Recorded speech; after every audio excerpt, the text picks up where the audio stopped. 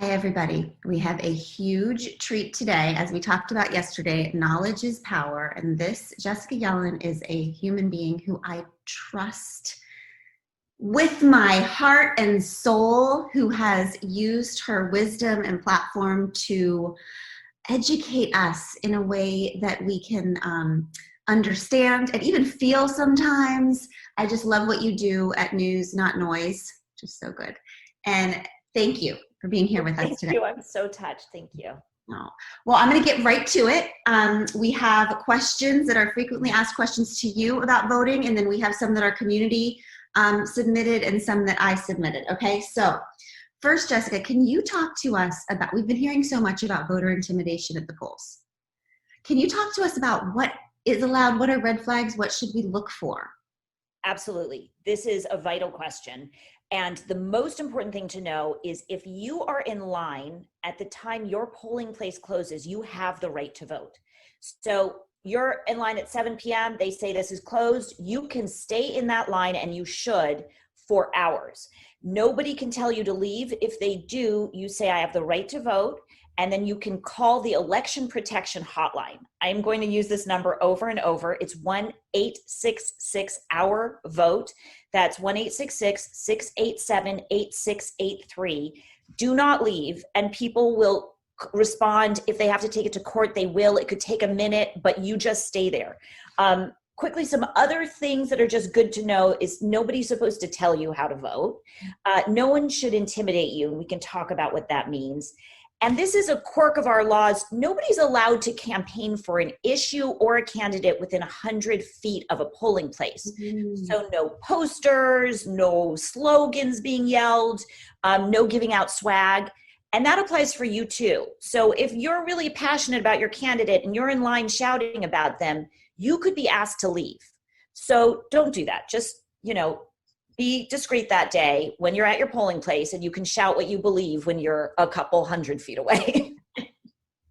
Cool, we can do that. And t-shirts, no political t-shirts, right? It varies by state. And so just to be safe, don't wear any political t-shirts. And that applies to issues or causes as well as candidates. Just keep it simple when you're going to the polling place. Great. And just real quick, what about if there's a group of people who are at the polling place and they are waving their flags or wearing their things, and it really feels like against the rule? Do we call that number? You can call the election protection hotline, 866-OUR-VOTE. But that's also, you really want to save that number for when you have to go to court or you're being told not to vote, because they're going to be super busy. What I would do in the case of people being inappropriate near the polling place is tell the election officials that are present. You can call your local board of elections. You just Google board of elections or, Secretary of State. And you can call anybody who's involved in local law enforcement. And there should be people on the premises who will politely ask them to step back and keep it quiet. Cool. Okay. And also, let's bring that first number you mentioned. We're going to put it on the bottom. We'll bring it with us to the polls. Yes. Okay, great. All right, let's see. So if we or someone else that is with us is turned away from the polls or asked to sign a provision ballot. Yeah. First of all, what's a provision ballot? So go ahead. No, go ahead. Okay, a provisional ballot is important to remember. It's what you use as your backup plan.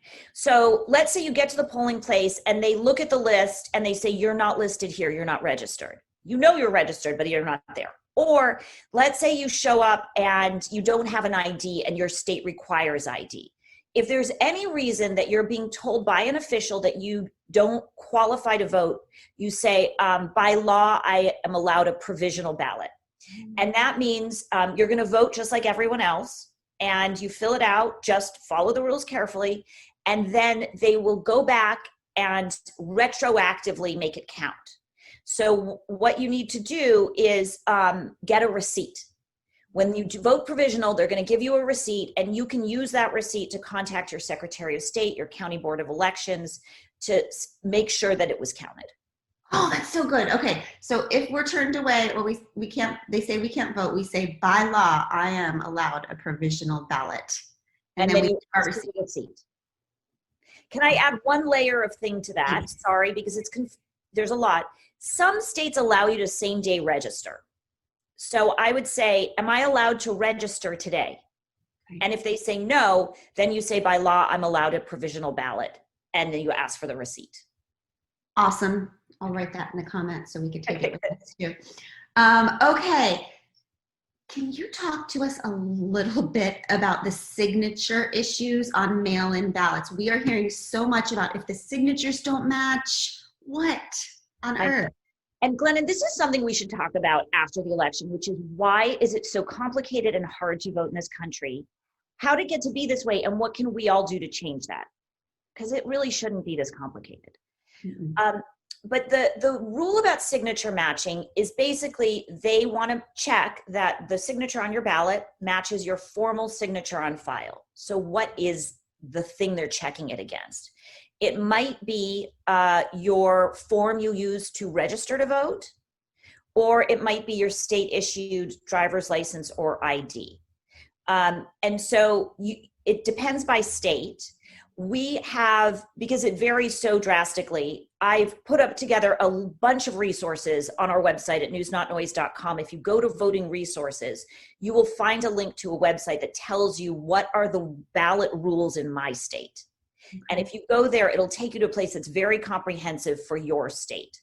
Okay. But bottom line, just use the same signature that you've traditionally used. If you got creative in the last year, don't do that. Okay. Go back to the old way. Right. Same old signature. Okay. Jessica, will we be notified if our ballot is rejected for any of these reasons? So 29 states are obliged to notify you if your ballot is rejected. And when they tell you, they allow you a cure in most of these states where you can, for example, come into the registrar of voters office and show an ID or show your signature. But not every state is required to do that. If you want to know the rules in your state, again, go to the News Not Noise website and find ballot rules in my state. This is why it's so important that everybody read their ballot very carefully before they fill it out, because there's all these quirky things that can happen. Some states require you to put it in a separate envelope. In Missouri, voters are required to notarize their mail-in ballots. New Hampshire requires voters to place their ballot in a secrecy sleeve that goes inside the addressed envelope. And you have to, in Kentucky, additionally sign the secrecy sleeve. You don't want to have to deal with any of this. That's why just treat it with great care and read those instructions. All right. It's like we're going back to high school. We're going to read the instructions carefully. Yes. What kind of pen should we use? And what if our pen bleeds through and gets on the other page of the mail-in ballot? I know that count us? So you want to use blue or black ink. Okay. Don't let's say you like to use pink and purple, save it, not for the ballot. And another thing I'll say on this is read carefully. Some ballots ask you to fill in an oval. Some ask you to mark an X. Read the instructions on every ballot carefully because they're all so specific. If it bleeds through, you can request a new ballot. If it's looking messy to you, there's a chance it might not get counted. So if you're in person, what I would do is you go to the official at the front and you say to them, may I have a new ballot? Mm-hmm. If you're voting by mail, you can request it distance, but I don't think that's a wise choice right now. What you do is you take your physical ballot with you, either to a voting location or to your county registrar of voters, and you trade it for another ballot. And Jessica, I did that yesterday. I was signed up to be a mail-in because I didn't know if I would be here. And I just felt more comfortable voting early and in person. So I went in, handed them my ballot, signed something, and they let me, just at the voting place, and they let me vote early and in person. So that's great. Yes. That's great. Yes. Yeah. Okay. If we requested and have a mail-in or absentee ballot, do we still have the right to vote early and in person instead? And if so, how do we do that? And I know we just talked about that, but do you think that's the same in all states, that people can just bring their ballots and surrender them? This is another one, check the ballot rules in your state. And again, we have a link that I've really vetted all of the sites. We have a link to what I think is the absolute clearest, most specific information. So I would go to look up the rules in your state. In general, you're allowed to go to a voting place, surrender your mail-in ballot, and get an opportunity to vote. Yeah. Right. And if you are a person who's very stressed about your mail-in ballot not being counted, like I was, feel free to do that, to vote early and in person. Okay, so what about the all-important ballot selfie? Where are we allowed to take pictures at voting centers? Are we not? Will it really nullify our vote if we take a ballot selfie? This is such a 2020 question. The answer is, in some places, they say it will nullify your vote, or could. Now, obviously, that's complicated because they would have to find the ballot selfie and then track you down, but it is not worth the risk. So I would, what I'm advising people to do is get the sticker and take a picture of themselves celebrating that I voted, or standing by the voting place, but not holding the ballot. Now, if you want the specifics, some states do allow it, and we have a list of which states allow it and don't allow it in our election voting resources site. So you can go there. I also have a list of it on my page on Instagram. But my general advice is it's not vital, so just opt not to. No, but do post your sticker, because I like the social pressure of people feeling like they want to post their stickers. Okay. Ooh, this is a good one. And I love what you have talked about with this issue, which is just do your best and just be okay with that. If I skip a question or a candidate on the ballot, does the rest of my vote that I did complete still count? So in other words, if we don't understand one of the referendums, or do we leave it blank? Do we take a guess? Do we just tell us about that? So you may opt to not vote for any part of the ballot you want. You do not need to answer all the questions. You can vote for just the parts that you want to answer. Now, I would say that a lot of people feel intimidated by the ballot because they'll feel like they don't know all the information, and you can't know how somebody will vote in 2 years, and what if you made a bad decision. That's part of the process of, taking a risk, participating in democracy. It's okay to not have 100% of the information and still have a say. So what I advise is only fill out the parts of the ballot you're comfortable with. That's okay. But you can also get yourself up to speed by going to ballotready.com. You can put in your information, and they will present your ballot to you with information on each of the sections. Something I really recommend people do that I do is I have a ballot party with my friends, and we all take like one page of the ballot or two, like a book party. We do our research on that part, and then we all get together. Like, we could do it on Zoom, you could do it with a glass of wine, whatever your thing is. And each friend presents their part of the ballot to the group. So together you learn what's on it, and then you can make your own informed decisions. A book club, but democracy club. Yeah. You like that? So good. So good. Divide and conquer. Delegate. Yes. And make it social. This is good. We're going to be doing this forever now, Jessica. We're not giving up after this. We're just going to dig in and learn more. Okay. What does an official mail-in absentee drop box look like? I am hearing about fake ones, and I want to make sure I put my ballot in an official one. And also, how do I find out where the official ones are located, or can I just put it in the mail? Is this true that there's fake ballot boxes being put up? So in California, there have been some unofficial ballot boxes left in specific counties. They're not actually illegal. Technically, it's unclear. And we don't know what's happened to the ballots that are in them. But to just avoid any of this, what I recommend doing is Googling the following: ballot box near me, your city and state, and either county election or registrar of voter. I use all those words together, and it will pop up the information for your specific area. It varies so widely by country that there's not one resource. But if you just Google it, ballot box near me in your city, state, you're going to get the information on the most official ones near you. So good. Okay, thank you.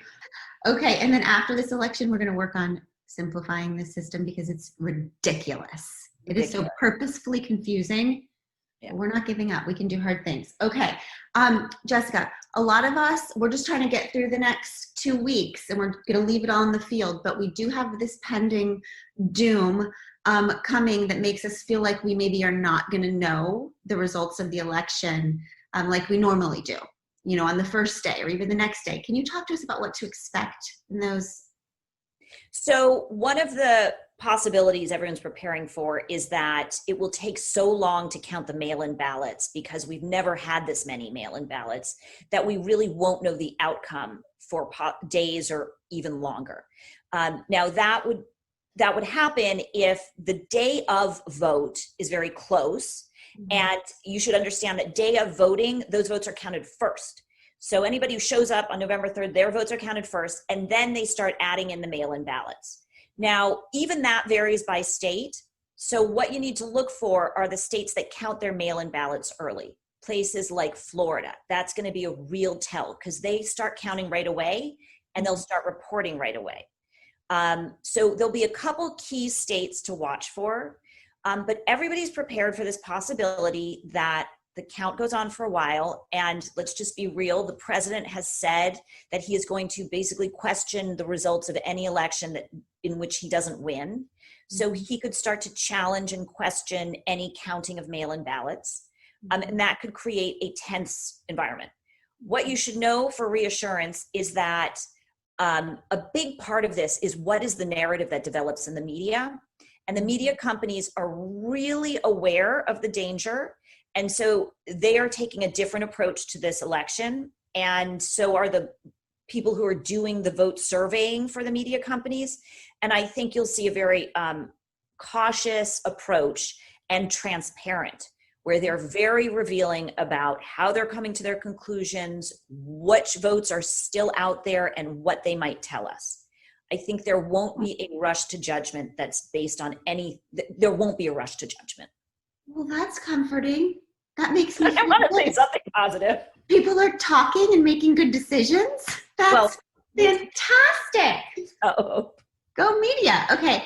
And then just one thing, because you're nonpartisan, I am just partisan AF. So if the most mail-in ballots are historically Democrat, so we should expect if the mail-in ballots take longer, maybe we should expect the first day might look heavier on the Republican side than the Democrat side. Is that correct? Excellent question. Yes. So the Republican vote is likely to be day of vote. The president's urging his supporters to turn out and vote in person. And there's also a lot less fear of COVID among the president's supporters. So they're more likely to vote the day of. Democrats are expecting that overwhelmingly the majority of their votes will be mail-in.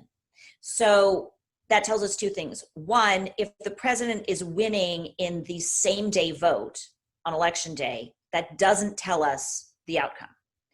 On the other hand, if Biden is winning in the same day vote, and we also know that the majority of the mail-in ballots are likely to be Democrat, that means it's an exceptionally high chance that Biden becomes president. And the states I'll be watching are Florida, Arizona, in addition to the obvious ones, Michigan, Wisconsin, Pennsylvania. But if Florida goes Biden or Pennsylvania goes Biden, it's going to be very hard for Donald Trump to win. Okay. Will you come back after the election and tell us what is happening? For sure. Anytime. You're remarkable. And I will be here for you anytime. Oh, Jessica, thank you so much. I feel better already. I feel better informed. I feel prepared. That should last about 12 minutes. We're going to get through this. Everyone's going to get through this. We are. Together, we are going to get through this. And I just love people who are just determined and are helping us figure it out. And you are one of them. And I'm just so grateful. Thank you, Jessica. See you soon.